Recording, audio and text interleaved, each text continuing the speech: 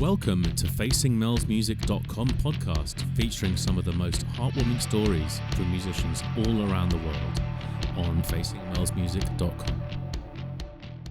And a very warm welcome to Facing Mel's Music. This is Mel Golding, and this afternoon I have an amazing guest musician all the way from Chicago, TayOG. Welcome. Hi, what's going on? Thank you for having me. This is awesome. It's amazing. It's a pleasure, and you're interviewing from the car because you're so busy. so busy.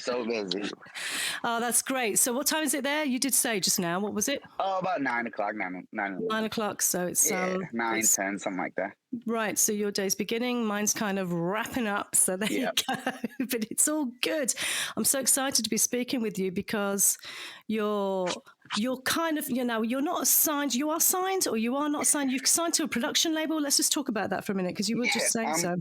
Yeah, I'm signed to a independent label called Reebok Productions out of Chicago.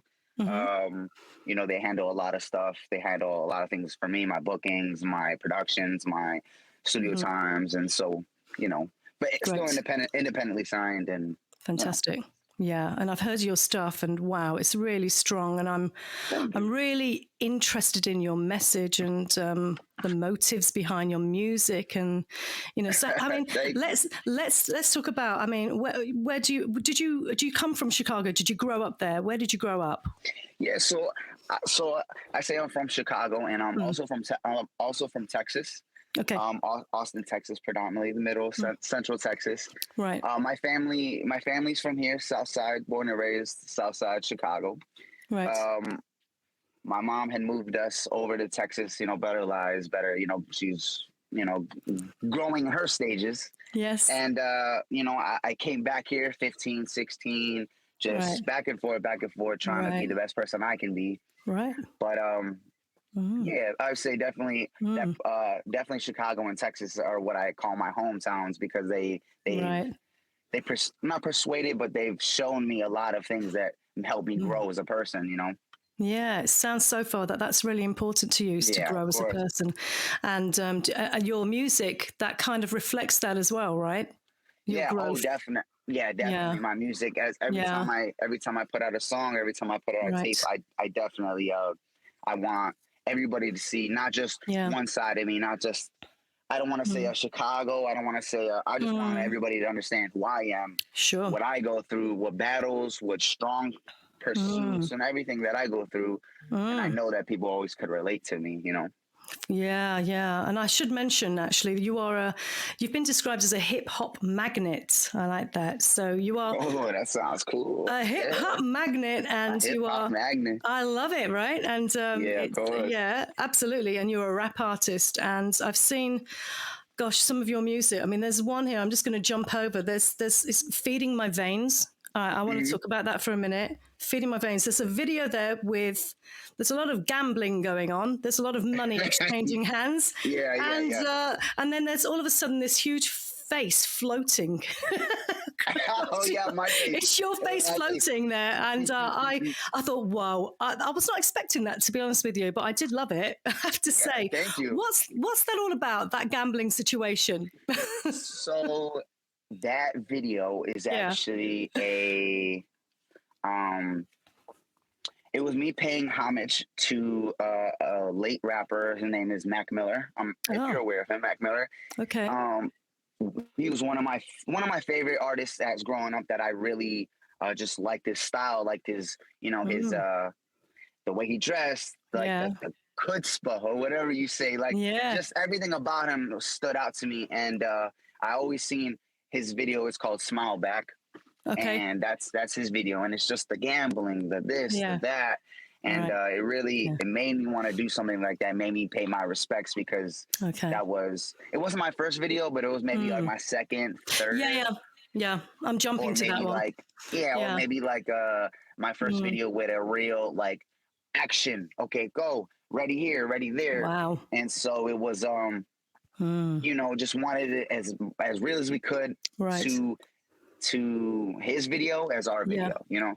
Right. Okay. Was that sort of like the first time you had kind of like real direction, like professional direction with making a video, or you had stuff before that too? I'd say yeah. I'd say that would have to be the first one where we actually have a whole plot and scenes, and we went here, we went there, filmed this, filmed that. Yeah. Everybody had their own part as well. Yeah, right. Okay, that's really interesting. Something else I read, other than the hip hop magnet, you know, which you are definitely. I mean, is it right? Your newest EP is Feelings of a Savage. Is that right? Is that the newest one? That was actually my mixtape that came out. Oh, okay. I have a new EP that just came out. Five, 6 songs. Okay, what's that called? It's called Unhealthy Obsessions. Rep, got that one. Okay, let's talk about that one. Tell me about that. It says a lot in the title. Yes. Looks like you're onto it right now. Yes, kinda. Okay. So, you know, Unhealthy Obsessions are, you know, once you dive in really to the essence and the music and the production, it's sort of like the way I listen to music is I really I connect. I like to connect with the artists. I like to hear what they say. I like and sometimes you kind of forget what they're saying exactly. Right. And you kind of just get all emotional into the music, whether it takes you to a time that you know, it takes you to a time that you had or a past experience, or you just relate. And so, like I said earlier, in my music, I like to really relate to people because I know everybody goes through stuff. It matters, no matter what it is, no matter, you know, what you do. Everybody has their little things, little fixations, whether it could be anything. And so I just wanted something I could, everybody could listen to, whether it was a little harsher. I want to say like, sorry, 1 second. Somebody's actually moving. I have to move real quick. Isn't that funny? But anyways, so somebody. Oh no, somebody's moving. But so I'm expecting someone to walk through the door any minute now. So don't worry about it. It's life. Yeah, right. Yes. So basically, the whole thing about the unhealthy obsessions is that once you go and listen to the music, it kind of talks about the mental health side, the things you do to cope with everyday life, that it might not always be the best thing, it might not always be the right thing, but sometimes it's just it gets so it gets you through, it gets so crossed up into your life that you might forget, you might this, you might that, you know, and that's just really what it was about. But keeping the same tones, keeping a cool summer tone where you could vibe to it, you could understand me and I could understand you, and you'll get the beats and it's happy. It's not so much sad. It's more like we'll get through this together type. Great. That's wonderful. And it sounds really important to you, the understanding each other. That's really important, isn't it, to you? Yeah. Right. And actually in my with my what is it? How do you get contracts type of thing? Yeah. We actually give a, I want to say, a part of the streaming proceeds to mental health foundations. Whether which ones I choose, or this one, and I would really like to. I really like to keep on going and progressing because I would love to help people and stuff like that. Fabulous. It's one of my areas is it's kind of the area really when I'm looking at musicians and the mental health side.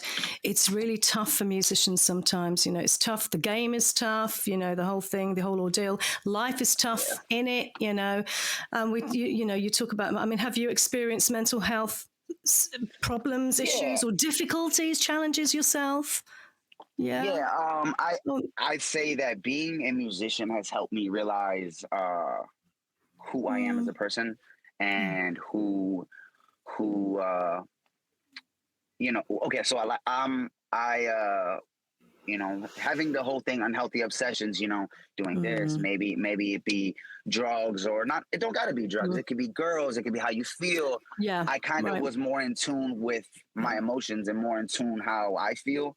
And so it came out that I went to, you know, got evaluated, and I'm bipolar. I have ADHD. I have all these. Right. I have all these things that don't ever define you as a person. No, they do not.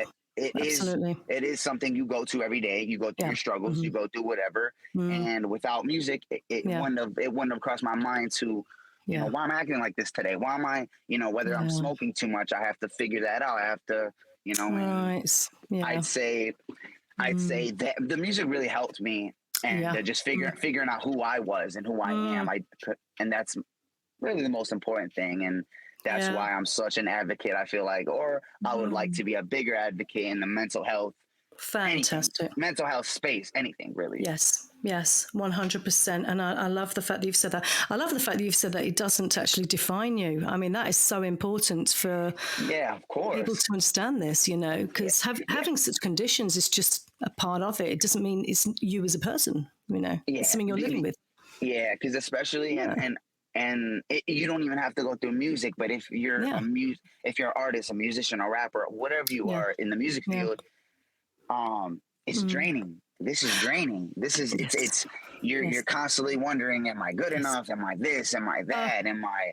Is people listening to me? And then it's sort of an aspect that messed with me a lot was I don't just have my family or this person, or I have to think about, okay, well, what do these people think? Not necessarily think, but as far as analytics, it got to go here, it got to go there, it got to go here. Yeah. And it's more just like, man, do they like this song? How about this one? Then they like this one. I got to act like that one. So. I know. It can be hell, absolute hell. It really can. I mean, it's so hard, isn't it? And that element of judgments, you know, which has cropped up in a few conversations that I've had, you know, it's am I doing the right thing? Am I looking okay? And it's really, really difficult anyway, even without any kind of conditions. That's just really hard to go with, you know? Definitely. Anything where anybody talking about you is hard, you know, but that's why I say just the music and getting in a good space is always important. It's always important, and to just keep on going and be yourself, really. Wonderful. And you be true to yourself too. Complete integrity. I mean, I think your stuff is complete. You have got that integrity. I can see it and I can feel it. And let's look at your great music here. I mean, one of the other things is I read was the underlays of passion and pain. That kind of really comes through, doesn't it? I mean, you've mentioned some bits of your pain, obviously, but I mean, the passion and pain, has that been with you for all of your life? Passion and pain? Is this part of environmental? Is this part? What is this? Where does this come from, really, for you? Passion and pain. Yeah, you know, the passion, and the pain. You know, it kind of goes hand in hand. You know, there's always a good day. There's a bad day. I feel like as a kid, I had to grow up really fast. Right. And whether that meant, you know, the outside world, like we were talking about girls, whatever, you know, your feelings, you're taking care of people, doing this. And I'm a type of person, like you said, passion and pain. I'm a type of person that they keep them very close. I keep them very, very close. Interesting. And sometimes it almost hurts to feel something so strongly about, you know, and I'm just trying to get at, like, and it's been a long time. I mean, I haven't been making music that long, but I've always had a passion for music, whether it be, you know, pictures with, you know, like fashion and keeping up with stuff, interviewing, YouTube and stuff like that. So it's always passion, pain, and I just go hand in hand. They go hand in hand, in my opinion. It's really interesting. I don't think I've ever heard anyone say that, actually, but it does make sense. It's almost like you can monitor it. You've got more control of it. You can I just feel like keep your eye on it, you know? I feel like just when you think of passion, you think of caring about something, and pain, you think of it hurts, right? So I feel like passion and pain, like love hurts. People will say love hurts. It don't have to be a person. It don't got to be a thing. It could be anything. It could be a material. It could be something breaks and you love that thing, you know. And like it could be little things. You know, this past weekend, I had a pair of glasses I've had forever. I lost them, and then it was devastating. No. So it was like, you know, passion, pain, and you could see how it can adhere to other things. You see how it can adhere to music. your addictions to whatever. Don't gotta be drugs or whatever, No. You're absolutely right there. Goodness. I mean, you can be addicted to fame, actually. I mean, that can actually happen. Yeah, it's interesting. I was going to say the devil, was it the devil tamed in your heart? Have you tamed the devil in your heart? Is that what the passion and the pain is? The taming? There was something I read about you've tamed the devil in your heart. Taking the devil on my heart. Did you even know that? I didn't even know that. But there you go. I'll tell you where I read it. Something I would say. It sounds like something I would say, though. But Chicago Entertainment Agency have put that on your profile. Yeah. So, I mean, it sounds good, though, because it's very good. Yeah. I feel like there's, especially with being the type of person I am, right. Having a lot of thoughts going in your head all day, running, and keeps going. Sometimes I feel like maybe, the bad can outweigh the good. So it's like, it's a constant battle. Everything's a constant, not struggle, but everything's a constant battle, and you just got to keep going. So it's like, maybe not taming so well, but maintaining. They should have. I think that's a better way of putting it, Tay. Yeah. I like that. Sounds like I slayed a dragon. Oh, people love to write, It's great, isn't it? Tell me about Revolution. I like that. Revolution. You're a bit of a rebel. You've got Rebel here. Rebel. Yeah, I have Rebel. Yep, there it is. I have Rebel there. Yeah. So Revolution was one of my first mixtapes when after I got signed. Yeah. And it was just me kind of doing things that I do, I trying different sounds, trying to, I want to say, get this 16-year-old to like my music, get this 30-year-old to like my music, 40-year-old girl, guy, anything. I was just trying to, I always like to make music that somebody's going to like, somebody's going to be like, if you don't like the first track, you might like the second one, you might like the third one, but there's always going to be one track, two tracks in a tape or a mixtape or anything that you will always like. You'll always like, and you'll always find something to relate. Always. Yeah. How important is it for you that you actually reach people with your music? Like, how important is it to you? Pretty important? I think it's really important, honestly, because I'm a stickler at being myself. As I keep on telling you, I'm myself. I don't really dwell on the negative, the annoyances, the nonsense. I am a stickler of, if you're on my team, you're on my team. If you want to be a fan of me, we're on the same team. We're always gonna, you know what I mean? You guys want music, I'll come out with music. You guys want this, I'll come out with that. And it's always like, if you're not with us, you're not against us, because I don't want to be too like harsh, but it's like you can always I got something for you. Come on.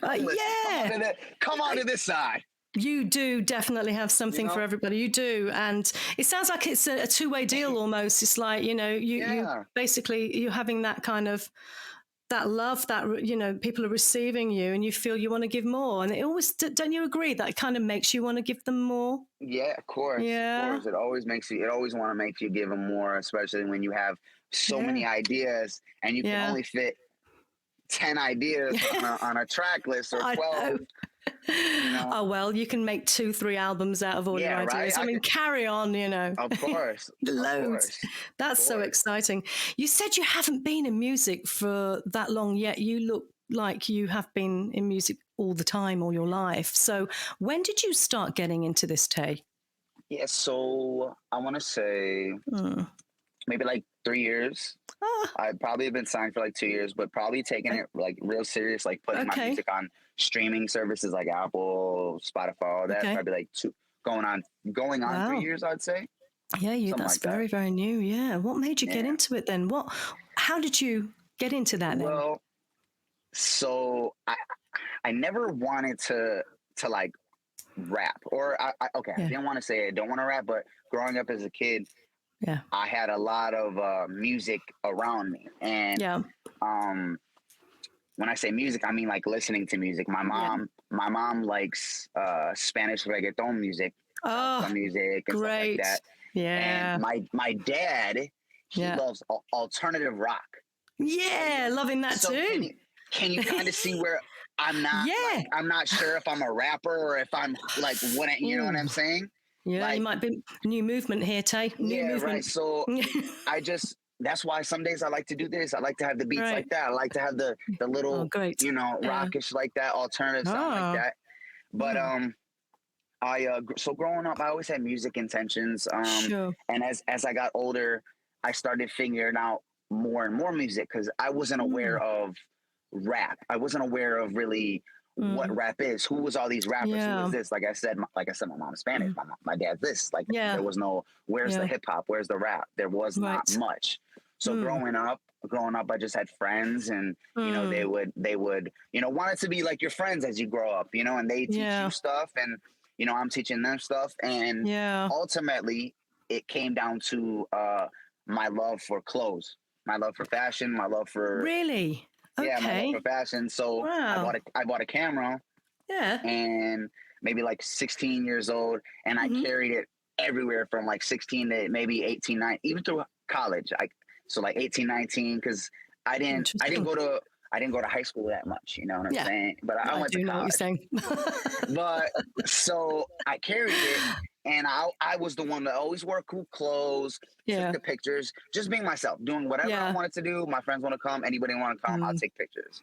And everybody could freestyle, like I could freestyle, and I'm over there. If I want to join in, I'm not a good freestyler. I'm more of a, like I want you to understand my message. I want you to understand what I'm saying. I don't want to just waste my time in my head, because my head could gibberish. Yeah. Okay. Yeah. And so one thing just led to another. And one day, one of my friends was like, "Hey, come record me." And I went to go recording my video, and I was like, "Hey, can I get on the mic?" I was like, little do you know, I can write. I've been writing for years. I've been writing in my notepad for years. Whenever they would freestyle, I would write in my notepad, or I'd write in whatever. Yeah. And they told me no. Hey. They told me no. What? How dare they? They told me no, right? They told me no. Shocking. And I was like, all right, whatever. Whatever. And so I eventually got the guy's number for the studio we were at. Okay. And like I said, I don't care. I don't care nothing. I don't care what people like negative. I don't care about nothing. I don't care how you view me. If you view me, if you don't love me, that's fine. It's okay. It's fine. I love myself enough to, you know what I mean? I do know what you mean. Excellent. Good for you. I went there and I made my first song. It wasn't it wasn't the best song, but it kind of did. Yeah, it kind of did a little bit of number. It kind of did like 15,000 on SoundCloud, I wanted to say, right? Wow. Just of me rapping on a beat, and I think my friend was also another friend was also on a beat. Or the same beat. Yeah. Put it out, 15,000, and then I'm just like, yeah, I could do this. Come on, let's go. You know what I'm saying? Like, yeah, I'm loving it. That's come on. My turn. Let me at least play ball. Like, I'm ready to play. That's all. That's all I've ever wanted was to play. It's funny, that isn't it? Funny that blatant no. Yeah, what do you mean? I even said I'd pay for the studio session. Wow. Everything. Yeah. You know, no. But that's how I kind of like started music, and then I just kept going and going and going, and snowballed from there, really. Yeah. And you're doing really well. I mean, you've got.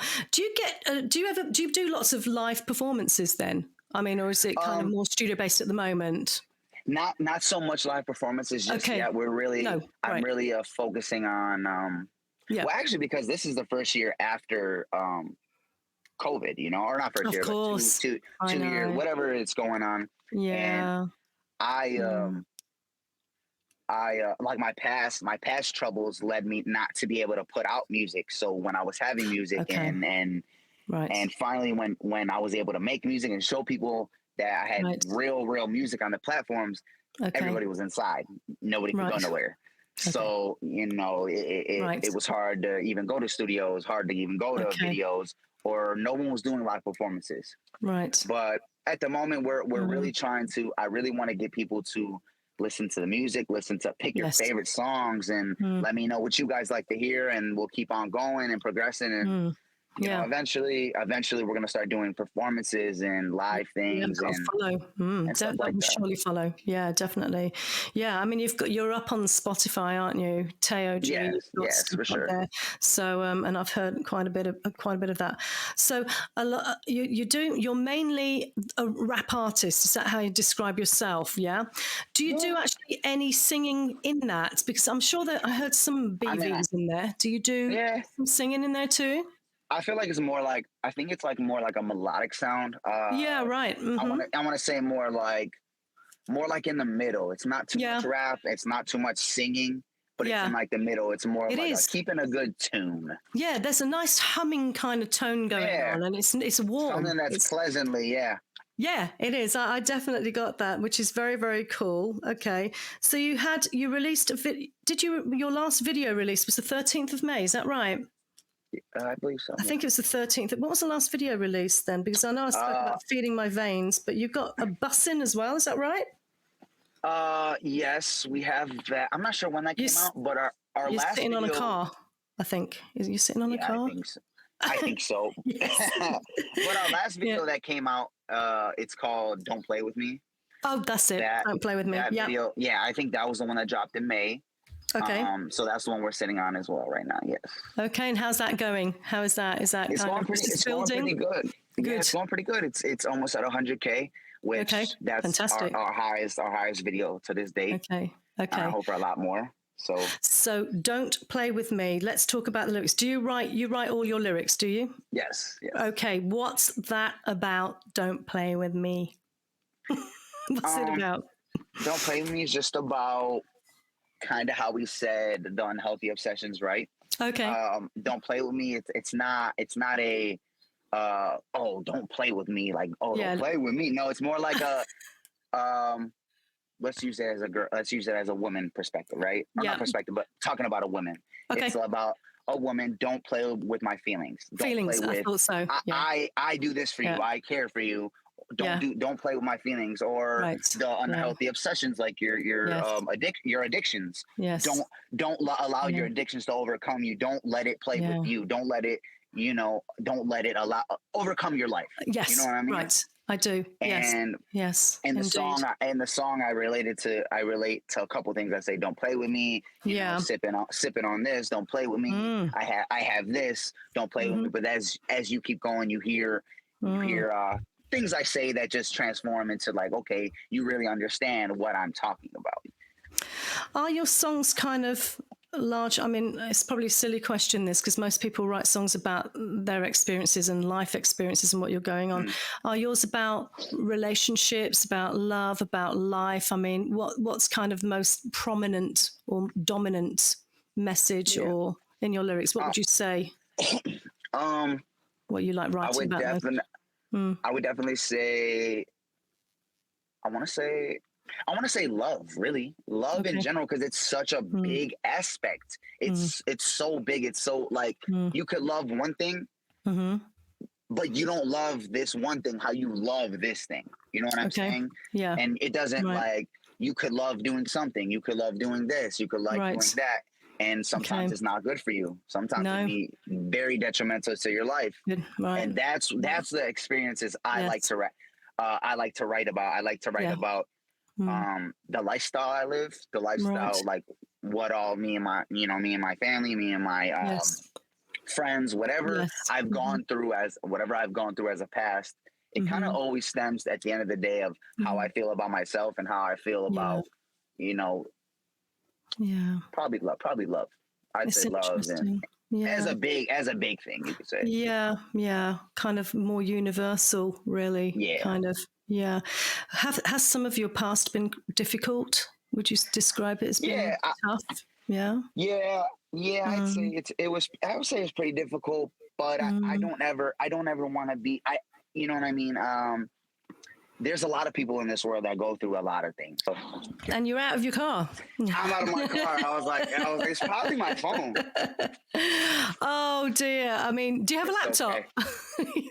I think it's better with I don't know. I think it's because my phone was hot. sitting on something. Oh, yeah. It's Don't have that problem. It must be really nice weather over there. Yeah. Ours freeze, basically. Yeah. Anyway, such a shame, but we interrupted that bit. But you're okay now, yeah? Just carry on for a little bit longer? Ma'am. Cool. We were good. talking about past experiences of pain. Now, like you rightly say, everybody's gone through something. Of course, we can, most of us sadly have gone through some pain in our lives. Can you talk about your pain? Is this something that you're able to talk about, where that came from? I mean, you have mentioned some mental health stuff and that, but I'm imagining there's some environmental stuff as well. It was my imagination. Yeah, I just had a bad, I don't want to say a bad home life. I had a good childhood. I loved playing sports. Loved my mom and my dad. They did everything they could for me to come a better life and forever grateful. Your parents try to do the best for you, best you can. Yeah. But as a kid, I didn't see that bigger picture. I didn't see what I should have been seeing. I didn't see on track. And that led to my, I would say not family, but home problems. And ultimately led me to, dropping out of high school and coming back to Chicago. Yeah. And then just doing whatever and not really taking my life too serious. Cause as a young kid, you think you kind of have everything figured out. I think you kind of know everything, which, everybody kind of does. Yeah. And, And then going forward, you realize I have all these not all these problems, but like I said, I do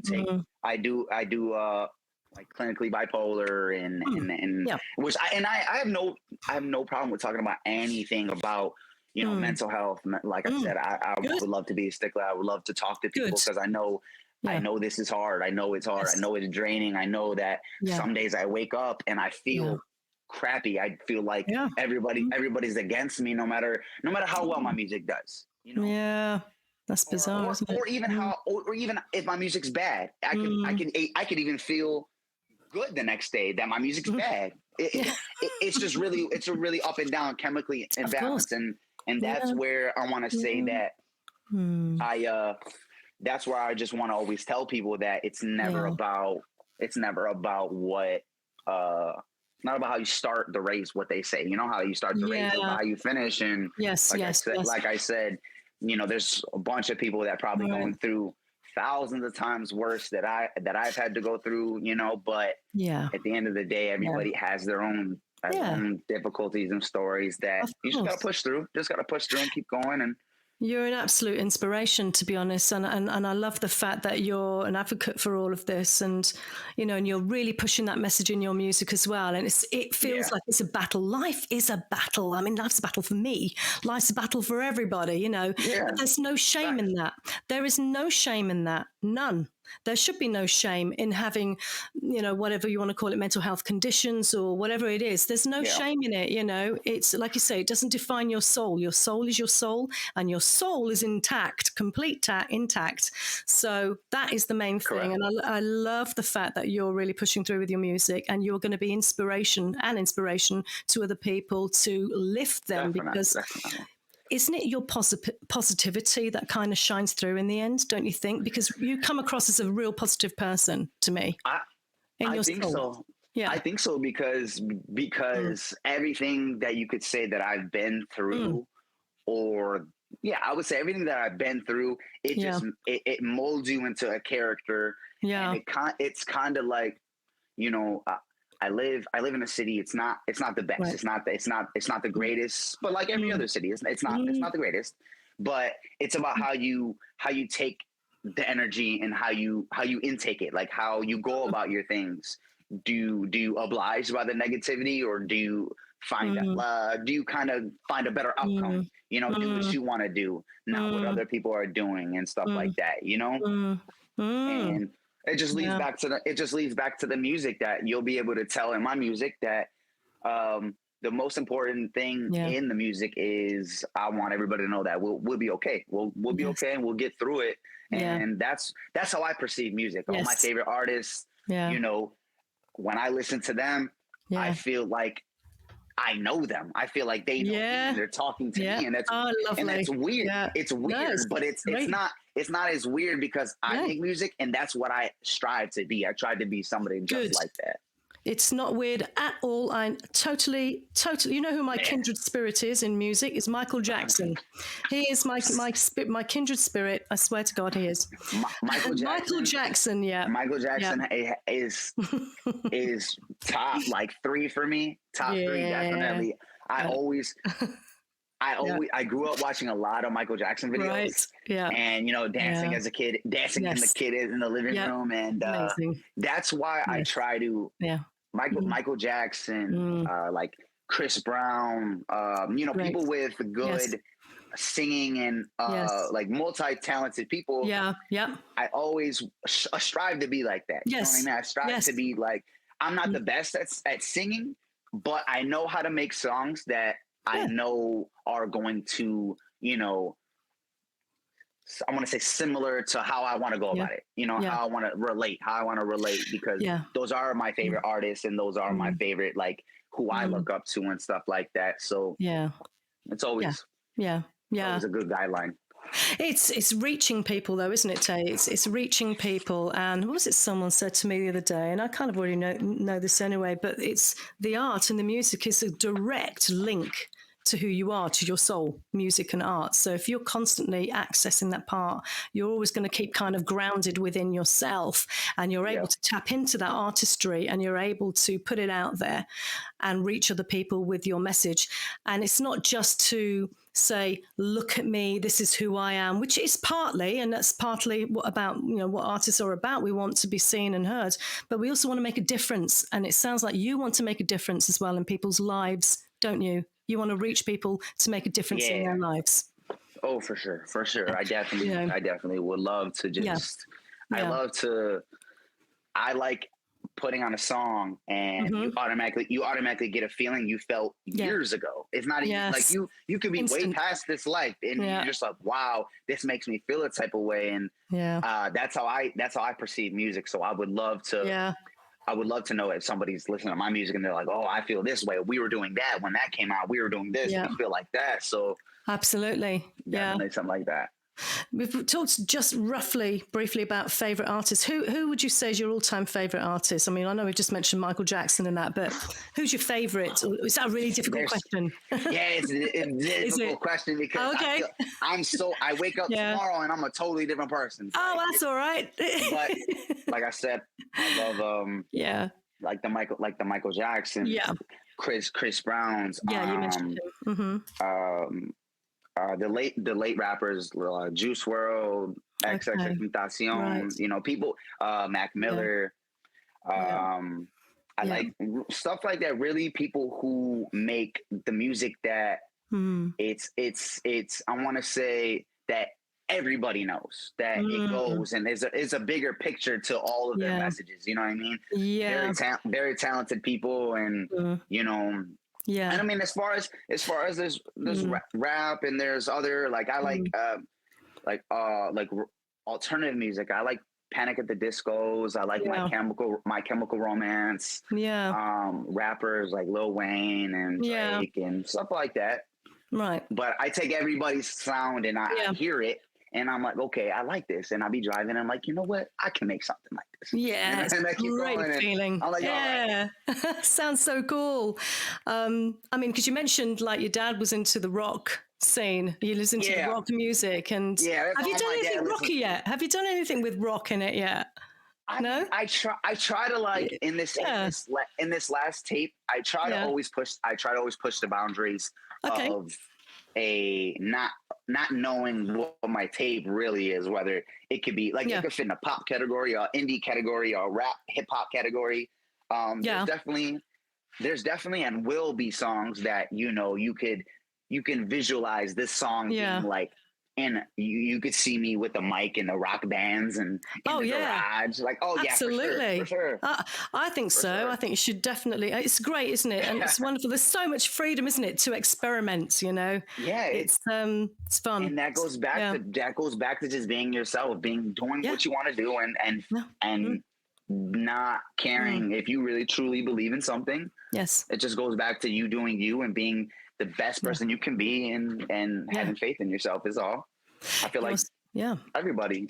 Fantastic. Like your message here is definitely in alignment with mine, which is be authentic, be yourself, be real, push forwards, and just believe in yourself and just go for it and do what you love. And that's what you're doing. So, thank you very much for coming on the show. It's been an absolute pleasure speaking with you.